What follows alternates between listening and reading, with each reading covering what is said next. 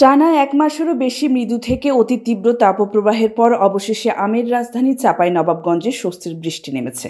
তীব্র গরমের পর এই বৃষ্টিতে জনজীবনে নেমে এসেছে স্বস্তি। এতে কমে এসেছে তাপমাত্রা, প্রকৃতি ফিরে পেয়েছে প্রাণ। বৃহস্পতিবার সকাল 11:15টার দিকে গুঁড়ি গুঁড়ি বৃষ্টি শুরু হয়। এরপর 11:15টায় শুরু হয় মুষলধারে। প্রায় 1 ঘন্টা বর্ষণ অব্যাহত থাকে। এর আগে সকাল থেকে আকাশ মেঘাচ্ছন্ন ও মেঘের গর্জন ছিল গোটা জেলায়। চাঁপাইনবাবগঞ্জের শিবগঞ্জ, ভোলাহাট, নাচল, গোমস্তাপুর উপজেলায় বৃষ্টির খবর পাওয়া গেছে। 1 ঘন্টার বৃষ্টিতে অনেকটাই স্বস্তি ফিরেছে সাধারণ মানুষের মধ্যে। মৌসুমের দ্বিতীয় কাঙ্ক্ষিত বৃষ্টিতে ভিজেছেন অনেকেই। অনেক পথচারীকে বৃষ্টিতে ভিজে আনন্দ উল্লাস করতে দেখা গেছে। দীর্ঘ তাপদাহের পরে চাঁপাইনবাবগঞ্জে বৃষ্টি হওয়ায় গরম কমেছে, সেই সাথে শীতল বাতাস বইছে। এদিকে সদর উপজেলার শাহজাহানপুর ইউনিয়নে বজ্রপাতে খড়ের গাদায় লেগে সম্পূর্ণ পুড়ে যায়, তবে কেউ আহত বা নিহতের ঘটনা ঘটেনি। এর আগে টানা তাপদাহের পর প্রথমবারের মতো মঙ্গলবার রাত 12টার দিকে বৃষ্টি হয়। প্রথমে গুঁড়ি গুঁড়ি বৃষ্টি হলেও পরে মুষলধারে ঝরতে শুরু হয়।